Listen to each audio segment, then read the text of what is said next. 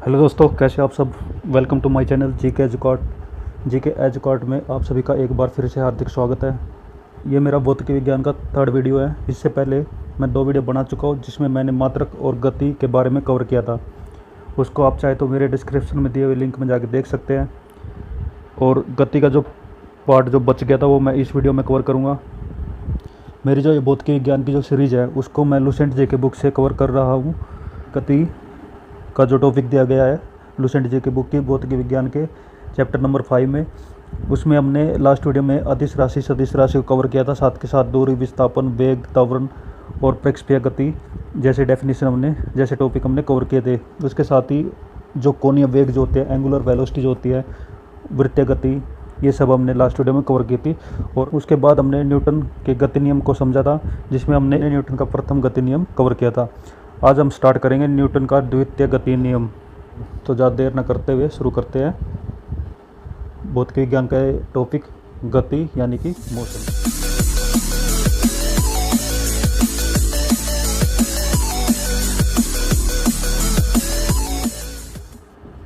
तो न्यूटन का द्वितीय गति नियम यानी Newton second law of motion. तो किसी वस्तु के संवेग में परिवर्तन की दर उस वस्तु पर आरोपित बल के समानुपाती होती है। वह संवेग में जो परिवर्तन होता है वह बल की दिशा में ही होता है। संवेग यानी किसी वेग में जो परिवर्तन हो रहा हो, और इसको हमने लास्ट वीडियो में कवर किया था। संवेग यानी कि जिसको मोमेंटम भी बोला जाता है, जिसको हम किससे डिनोट करते हैं, पी से। तो उसमें जो परिवर्तन जो होगा, उसमें जो चेंजेस होगा डायरेक्टली प्रोपोर्शनल यानी समानुपाती होगा फोर्स के यानी कि बल के। अब यदि आरोपित बल यानी जिसको F से डिनोट किया गया है, बल की दिशा में उत्पन्न त्वरण a एवं वस्तु का द्रव्यमान m हो, तो न्यूटन की गति के दूसरे नियम से F F बराबर हो जाएगा ma के। यानी कि किसी वस्तु का द्रव्यमान m है और उस वस्तु का जो त्वरण है, उसका एक्सेलरेशन वो a है, तो उसका फार्मूला बन जाएगा F बराबर है m गुना में a। इसको न्यूटन का दूसरा नियम बोला जाता है। और इससे हमें फोर्स की डेफिनेशन यानी फोर्स की वैल्यू भी हमें यहाँ से प्राप्त होती है। यहाँ पे एक नोट दिया गया है जिसमें बताया गया है कि प्रथम नियम दूसरे नियम का ही अंग है। जो पहला जो नियम जो बताया गया था वो दूसरे नियम से ही मिलके बना है, यानी एक दूसरे के पूरक है। नेक्स्ट हमारा जाता है न्यूटन का तृतीय गति नियम यानी Newton's third law of motion. प्रत्येक क्रिया के बराबर परंतु विपरीत दिशा में प्रतिक्रिया होती है। जो भी हम काम करते हैं उसका एक रिएक्शन होता है, यानी जो हम एक्शन करते हैं उसका एक रिएक्शन होता है। वही न्यूटन का तृतीय गति नियम है यानी Newton's third law of motion है। इसमें जैसे एग्जांपल दिए गए हैं, बंदूक से गोली चलाने पर चलाने वाले को की ओर धक्का लगना। जब कोई बंदूक से गोली चलाता है तो उसका एक फोर्स शोल्डर पे यानी कंधे पर लगता है, जिससे उसके पीछे की तरफ झटका लगता है। तो ये एक्शन रिएक्शन की क्रिया होती है, जिसको न्यूटन का तृतीय नियम बोला जाता है। वैसे ही नाव से किनारे पर कूदने पर नाव को पीछे की ओर हट जाना। जब नाव से हम छलांग लगाते हैं बाहर की तरफ तो नाव पीछे की तरफ हट जाती है। रॉकेट को उड़ाने में जब रॉकेट नीचे से ऊपर की तरफ उड़ता है तो नीचे की तरफ फोर्स लगता है, जिससे रॉकेट ऊपर की तरफ फ्लाई करता है। नेक्स्ट आ जाता है संवेग संरक्षण का सिद्धांत। ये क्या है? यदि कणों के किसी समूह या निकाय पर, समूह या निकाय मतलब एक कोई सिस्टम दिया गया है जिसके अंदर कुछ कण है। हर किसी चीज़ के, हर किसी वस्तु के अंदर कुछ कण होते हैं। वही यहाँ पे बताया गया है, यदि कणों के किसी समूह या निकाय पर कोई बाह्य बल नहीं लग रहा हो तो उस निकाय का कुल संवेग यानी मोमेंटम नियत रहता है। किसी वस्तु में कोई वस्तु पर कोई बाह्य बल नहीं लगा हुआ है, वो किसी आराम अवस्था में या फिर चल रही है, एक ही डायरेक्शन में समान गति से चल रही है, तो उसमें जो संवेग होगा, उस वस्तु का जो कुल संवेग होगा वो हमेशा कांस्टेंट रहेगा। अर्थात टक्कर के पहले और बाद का संवेग बराबर होता है। यदि कोई वस्तु किसी दूसरी वस्तु से टकरा जाती है तो उसमें पहले जो संवेग है और बाद का जो संवेग है वो हमेशा बराबर ही रहता है। नेक्स्ट आ जाता है आवेग। आवेग यानी कि इम्पल्स। जब कोई बड़ा बल किसी वस्तु पर थोड़े समय के लिए कार्य करता है तो बल तथा समय अंतराल के गुणनफल को उस बल का आवेग कहते हैं। आवेग यानी कि इम्पल्स बोला जाता है। जब हम कोई बड़ा बल कहीं पर लगाते हैं कुछ मोमेंट के लिए, कुछ समय अंतराल के लिए, तो उन बल और समय अंतराल का जो गुणनफल होगा, उनका जो मल्टीप्लिकेशन होगा, वो उस बल का आवेग कहलाता है। और आवेग का जो फार्मूला वो है बल गुना में समय अंतराल, और इसे संवेग में परिवर्तन भी बोला जाता है। आवेग एक सदिश राशि है जिसका मात्रक न्यूटन सेकंड है तथा इसकी दिशा वही होती है जो बल की होती है। तो नेक्स्ट हमारा जाता है अभिकेंद्रीय बल, जिसको सेंट्रीपिटल फोर्स बोला जाता है, और अपकेंद्रीय बल जिसको सेंट्रीफ्यूगल फोर्स बोला जाता है। इसको मैं ग्राफिकली समझा देता हूँ। जब कोई पिंड यानी कि कोई वस्तु किसी सर्कुलर पाथ पर घूम रही होती है तो उस पर दो बल लगते हैं, उस पर दो फोर्स लगते हैं, एक बाहर की तरफ और एक अंदर की तरफ। अंदर की तरफ लगता है सेंटर के कारण, केंद्र के कारण। न्यूटन के थर्ड नियम के अनुसार इसमें एक अपोजिट रिएक्शन होता है जिसको, जो कि बाहर की तरफ लगता है। जो अंदर की तरफ जो फोर्स लगता है उसको अभिकेंद्रीय बल बोला जाता है, और जो बाहर की तरफ बल लगता है उसको अपकेंद्रीय बल बोला जाता है। तो पहले हम कवर कर लेते हैं अभिकेंद्रीय बल, सेंट्रीपिटल फोर्स क्या होता है। जब कोई वस्तु किसी वृत्ताकार मार्ग पर चलती है तो उस पर एक बल वृत्त के केंद्र की ओर कार्य करता है, जैसे कि मैंने ग्राफिकली समझाया था। इस बल को ही अभिकेंद्रीय बल कहते हैं। इस बल के अभाव में वस्तु वृत्ताकार मार्ग पर नहीं चल सकती, यानी जहाँ पर भी मोड़ होगा, जहाँ पर भी घुमावदार पाथ होगा, उस पर हमेशा सेंट्रीपिटल फोर्स लगता ही है, और उसके बिना कोई भी वस्तु वृत्ताकार मार्ग पर नहीं चल सकती। किसके बिना? अभिकेंद्रीय बल के बिना। यदि कोई m द्रव्यमान का पिंड v चाल से r त्रिज्या के वृत्तीय मार्ग पर चल रहा है तो उस पर कार्यकारी वृत्त के केंद्र की ओर आवश्यक अभिकेंद्रीय बल F = mv²/r होता है। यहाँ पर फोर्स का फार्मूला बताया गया है कि जो सेंट्रीपिटल फोर्स है उसका फार्मूला बनता है mv²/r, जहाँ पर m बताया गया है किसी द्रव्यमान, किसी वस्तु का द्रव्यमान, और v उस वस्तु की चाल है, और वो जिस वृत्ताकार मार्ग पर घूमता है उसमें जो त्रिज्या वो r है। नेक्स्ट है अपकेंद्रीय बल यानी कि सेंट्रीफ्यूगल फोर्स। अजड़त्वीय फ्रेम, नॉन इनर्शियल फ्रेम में न्यूटन के नियमों को लागू करने के लिए कुछ ऐसे बलों की कल्पना करनी होती है जिन्हें परिवेश में किसी पिंड से संबंधित नहीं किया जा सकता। यानी अपकेंद्रीय बल ये अभिभाषी बल है, यानी ये काल्पनिक बल है, ठीक है, और इसको ही सड्डम बल यानी जड़त्वीय बल कहते हैं। अपकेंद्रीय बल क्या है? वो एक अपोजिट रिएक्शन है अभिकेंद्रीय बल का, वही यहाँ पर बताया गया है, यानी कि एक इमेजिनरी फोर्स है। इसकी दिशा अभिकेंद्रीय बल के विपरीत दिशा में होती है, जैसे कि मैंने फिगर में बताया था। कपड़ा सुखाने की जो मशीन है और दूध से मक्खन निकालने की जो मशीन है वो किस सिद्धांत पर कार्य करती है? अपकेंद्रीय बल के सिद्धांत पर वो कार्य करती है। नेक्स्ट यहाँ पर एक नोट दिया गया है कि वृत्तीय पथ पर गतिमान वस्तु पर कार्य करने वाले अभिकेंद्रीय बल की प्रतिक्रिया होती है। जैसे मौत के कुएं में कुएं की दीवार पर मोटरसाइकिल पर अंदर की ओर क्रिया बल लगाती है, जबकि इसकी प्रतिक्रिया बल मोटरसाइकिल के द्वारा कुएं की दीवार पर बाहर की ओर कार्य करता है। कभी कभी बाहर की ओर कार्य करने वाले इस प्रतिक्रिया बल को भ्रमवश अपकेंद्रीय बल का कह दिया जाता है, जो कि बिल्कुल गलत है। मौत के कुएं के अंदर जो बाइक चलाई जाती है तो उस पर अंदर की तरफ एक बल लगता है जिसको अभिकेंद्रीय बल कहते हैं, और उस पर कई बार बाहर की तरफ एक बल लगता है, प्रतिक्रिया बल लगता है, जिसको अपकेंद्रीय बल कहा जाता है, जो कि इसने गलत बताया है। तो नेक्स्ट हमारा जाता है बल आघूर्ण यानी मोमेंट ऑफ फोर्स। बल के द्वारा एक पिंड को एक अक्ष के परितः घुमाने की प्रवृत्ति को बल आघूर्ण कहते हैं, जिसको इंग्लिश में टॉर्क भी बोला जाता है। यानी कोई पिंड है और उसको एक अक्ष के चारों तरफ घुमाया जाता है, तो उसे जिस बल से घुमाया जाता है उसको कहते हैं बल आघूर्ण। घूर्णन गति में लगता है, और घूर्णन गति का होती है हमेशा किसी अक्ष के चारों तरफ होती है। किसी अक्ष के परितः यानी चारों तरफ एक बल आघूर्ण यानी उसका किसी फोर्स का जो टॉर्क है उस बल के परिमाण, किस बल के फोर्स के परिमाण यानी मैग्नीट्यूड तथा अक्ष से बल की क्रिया रेखा के बीच की लंबवत दूरी के गुणनफल के बराबर होती है।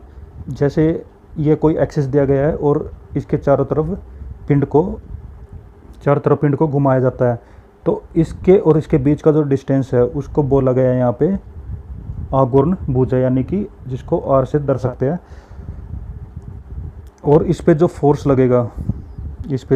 लगेगा तो उनके गुणनफल के बराबर होता है क्या? आघूर्ण, बल आघूर्ण यानी कि टॉर्क। और यह एक सदिश राशि है और इसका मात्रक न्यूटन मीटर होता है, यानी टॉर्क को न्यूटन मीटर में मापा जाता है।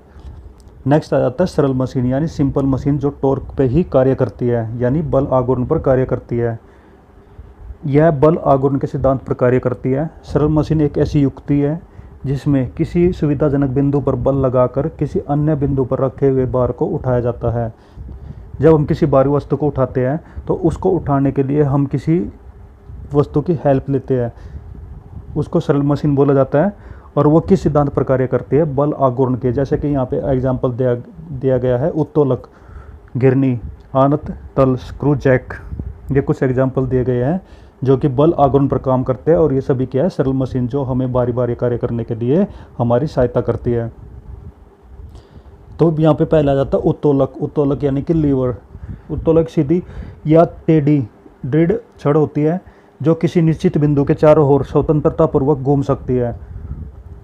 यानी उत्तोलक क्या है, एक प्रकार की छड़ होती है जो किसी एक्सिस पर घूमती है, जिसमें हम एक साइड में फोर्स लगाते हैं, बल लगाते हैं, और दूसरी दिशा में हम उसमें बार रख के आसानी से उठा सकते हैं। तो उत्तोलक में 3 बिंदु होते हैं। फर्स्ट होता है आलम, दूसरा आयास, तीसरा बार। आलम जिसको फैलक्रम बोला जाता है, आयास जिसको एफर्ट, और बार को लोड बोला जाता है। यानी कि इस तरह की वस्तुएं जो कि बल आघूर्ण यानी टॉर्क पर कार्य करती है, उसमें 3 स्पेसिफिक पॉइंट होते हैं। एक होता है आलम, एक होता है आयास, और एक होता है बार।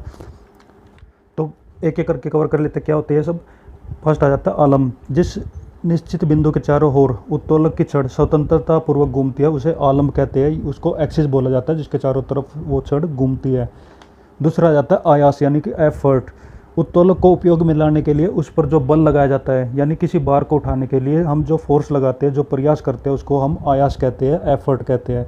तीसरा आ जाता है भार यानी कि लोड। उत्तोलक के द्वारा जो बोझ उठाया जाता है या रुकावट हटाई जाती है उसे बार कहते हैं। और ये 3 इंपॉर्टेंट पॉइंट थे उत्तोलक में, जिनकी सहायता से हम किसी भारी वस्तु को उठा सकते हैं या फिर उसको अपने रास्ते से हटा सकते हैं।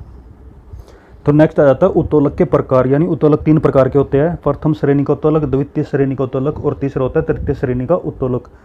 यानी लीवर के 3 क्लास बताई गई है, फर्स्ट क्लास, सेकंड क्लास और थर्ड क्लास। तो इनमें क्या क्या डिफरेंस है पढ़ लेते हैं यहाँ पे। और पहला है प्रथम श्रेणी का उत्तोलक। इस वर्ग के जो उत्तोलक है उसमें आलम्ब, आयास तथा बार के बीच में स्थित होती है। यानी आलम यानी एक्सिस बीच में होता है, एक साइड में बार रखा जाता है और दूसरी साइड से उसमें फोर्स लगाया जाता है, यानी कि आयास लगाया जाता है, एफर्ट लगाया जाता है। इस प्रकार के जो उत्तोलक है उसमें यांत्रिक लाभ जो होता है वो 1 से अधिक हो सकता है, 1 के बराबर हो सकता है, या 1 से कम हो सकता है।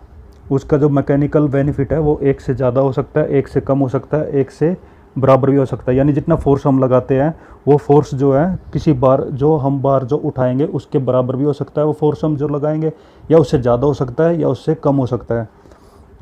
यहाँ पर इसके एग्जांपल दिए गए, जैसे कैंची में आलम जो है बीच में होता है और एक साइड में उसमें बार रखा जाता है। बार मतलब जो भी कुछ वस्तु काटते हैं उससे वो उसके एक साइड में रखा जाता है और दूसरी साइड में उसमें फोर्स लगाते हैं। वैसे ही पिलास काम करता है, सिंडासी काम करती है, कील उखाड़ने की जो मशीन है वो भी इस प्रकार से काम करती है। साथ के साथ जो झूले होते हैं या साइकिल के जो ब्रेक होते हैं या हैंड पंप जो नल के जो होते हैं वो किस प्रकार ये करते हैं, किस वर्ग में आते हैं, प्रथम श्रेणी के उत्तोलक में उनकी गिनती होती है।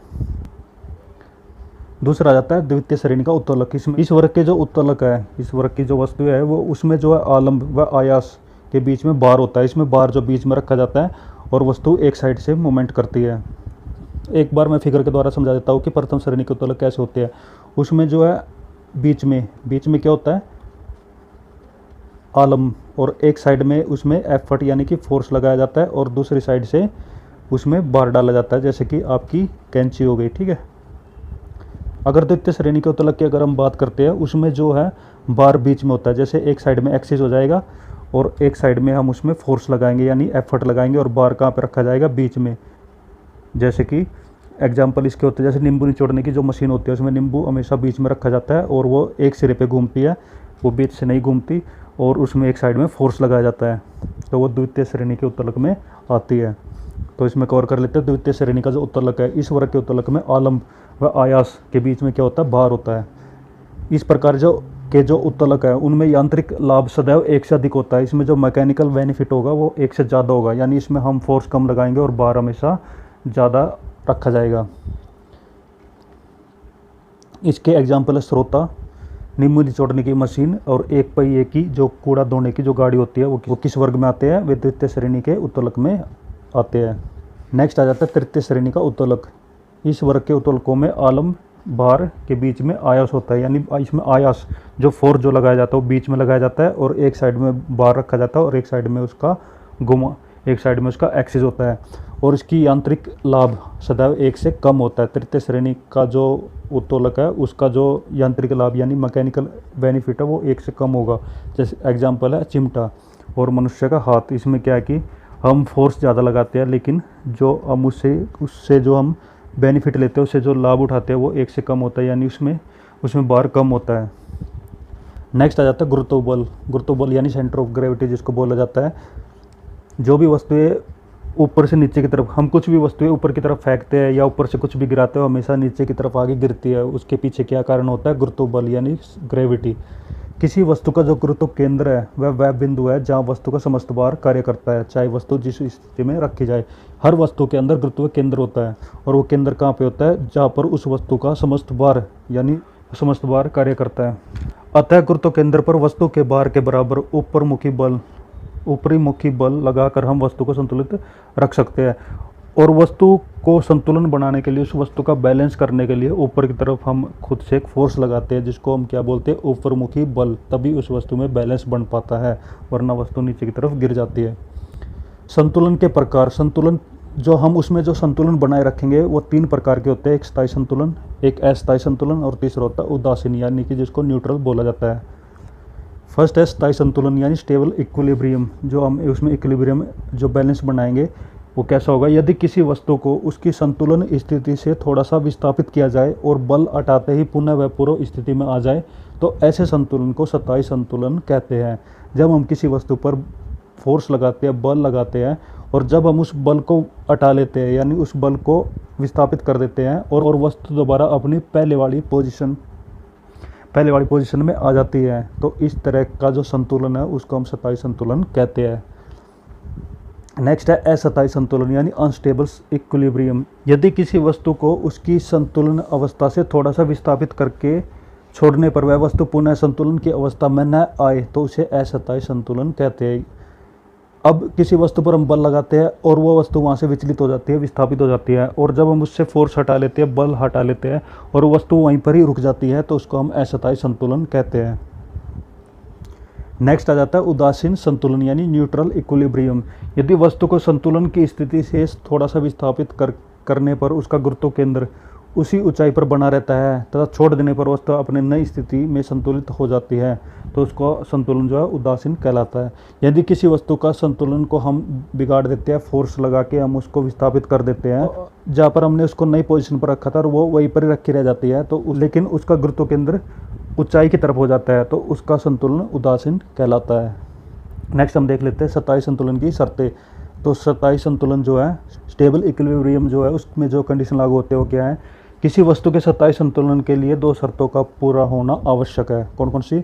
वस्तु का गुरुत्व केंद्र अधिक से अधिक नीचे की ओर होना चाहिए, ये, और दूसरा है गुरुत्व केंद्र से होकर जाने वाली ऊर्ध्वाधर रेखा यानी परपेंडिकुलर जो लाइन है वो वस्तु के आधार से होकर गुजरनी चाहिए। ये 2 कंडीशन थी जो स्थायी संतुलन बनाए रखने के लिए ज़रूरी होती है। तो ये कुछ खास इंपॉर्टेंट तो नहीं है। तो ये हमारा गति का जो टॉपिक है वो यहीं पर खत्म होता है। जो गति हमने 2 वीडियो में कवर किया है, जिसमें हमने दूरी, विस्थापन, चाल, वेग, त्वरण के बारे में पढ़ा था, और उसके साथ साथ वृत्तीय गति, कोणीय गति, ये सब हमने इसमें कवर किया, और उसके साथ ही न्यूटन के जो 3 नियम हैं वो हमने इस वीडियो में कवर किए हैं, जो कि कंपटीशन एग्ज़ाम के लिए इम्पोर्टेंट है, न्यूटन के तीनों नियम। और साथ के साथ इसमें जो इनकी जो मात्रक है सबसे ज़्यादा इम्पोर्टेंट है। तो आज का ये टॉपिक हम यहीं पर ख़त्म करते हैं। जो नेक्स्ट जो हमारा टॉपिक रहेगा वो कार्य, ऊर्जा और शक्ति, जिसको वर्क, एनर्जी और पावर भी बोला जाता है, वो हम नेक्स्ट वीडियो में कवर करेंगे। तो आपको वीडियो कैसे लगी कमेंट करके ज़रूर बताइएगा। अगर आपको किसी तरह का डाउट है, अगर आप किसी तरह का क्वेश्चन पूछना चाहते हैं तो कमेंट करके पूछ सकते हैं। तो दोस्तों, पढ़ते रहिए, खेलते रहिए और मुस्कुराते रहिए। अच्छे तैयारी करिए ताकि आप जल्दी जल्दी सक्सेसफुल हो सके। मेरी तरफ से बेस्ट ऑफ लक सभी को। Thank you. जय हिंद, जय भारत, वंदे मातरम।